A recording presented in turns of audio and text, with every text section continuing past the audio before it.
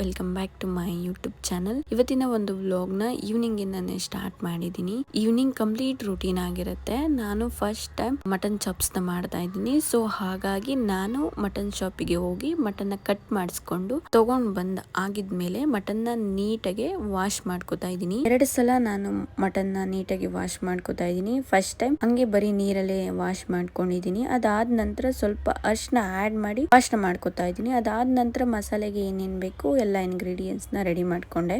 1 spoon ಮೆಣಸು, 4 ಚಕ್ಕೆ, 4 ಲವಂಗ, 8 ಎಸ್ಲು ಬೆಳ್ಳುಳ್ಳಿ, 4 ಪೀಸು ಶುಂಠಿ, 8 ಹಸಿಮೆಣಸಿನಕಾಯಿ, 1 ಸ್ಪೂನು ಧನ್ಯನ ತಗೊಂಡಿದ್ದೀನಿ. ಅದನ್ನ ಆದ ನಂತರ ಒಂದು ಕಡಾಯಿನ ಇಟ್ಟು ಅದು ಬಿಸಿ ಆದ್ಮೇಲೆ 2 ಟೇಬಲ್ ಸ್ಪೂನ್ ಎಣ್ಣೆನ ಹಾಕಿ 1 ಈರುಳ್ಳಿನ ಕಟ್ ಮಾಡಿ ಹಾಕೊಂಡು ಫ್ರೈ ಆಗಿದ್ಮೇಲೆ 1 ಟೊಮೊಟೊನ ಆಡ್ ಮಾಡ್ಕೊಂಡಿದ್ದೀನಿ. ಅದಾದ ನಂತರ ಮಿಕ್ಕಿರೋ ಎಲ್ಲಾ ಮಸಾಲೆ ಪದಾರ್ಥಗಳನ್ನ ಹಾಕಿ ನಾನು ಒಂದು 4 ರಿಂದ 5 ನಿಮಿಷ ಫ್ರೈನ ಮಾಡ್ಕೊಂಡೆ. ಅದನ್ನಾದ ನಂತರ ಕಾಯಿ ತುರಿನ ಹಾಕೊಂಡಿದ್ದೀನಿ. ಲಾಸ್ಟ್ ಅಲ್ಲಿ ಕೊತ್ತಂಬರಿ ಸೊಪ್ಪನ್ನ ಹಾಕಿ ಫ್ರೈ ಮಾಡಿ ಅದನ್ನ ತಣ್ಣಗಾಗಕ್ಕೆ ಎತ್ತಿಟ್ಟಿದ್ದೀನಿ.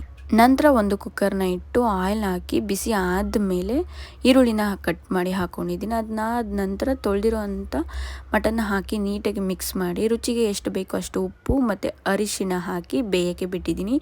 ನಂತರ ಒಂದು ಮಿಕ್ಸಿ ಜಾರಿಗೆ ಎಲ್ಲ ಮಸಾಲೆಗಳನ್ನು ಹಾಕಿ ಅದಕ್ಕೆ ಧನಿಯಾ ಪುಡಿ, ಚಿಲ್ಲಿ ಪೌಡರು, ಗರಂ ಮಸಾಲನ ಹಾಕಿ ಸ್ವಲ್ಪ ನೀರನ್ನು ಹಾಕಿ ಪೇಸ್ಟ್ ಥರ ಮಾಡಿಕೊಂಡು ಬಂದಿದ್ದೀನಿ. ಅಷ್ಟರಲ್ಲಿ ಇದು ನೀರು ಫುಲ್ ಬಿಟ್ಟಿರೋದ್ರಿಂದ ನಂತರ ಈ ಮಟನಿಗೆ ನಾನು ಮಸಾಲಾನ ಆ್ಯಡ್ ಮಾಡ್ಕೋತಾ ಇದ್ದೀನಿ.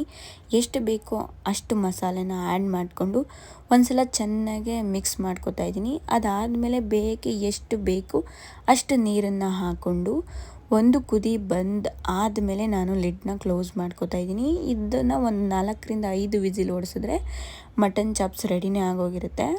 ಈ ರೀತಿ ಇರುತ್ತೆ ಮಟನ್ ಚಾಪ್ಸ್. ನೋಡೋಕ್ಕೆ ತುಂಬಾ ಚೆನ್ನಾಗಿತ್ತು.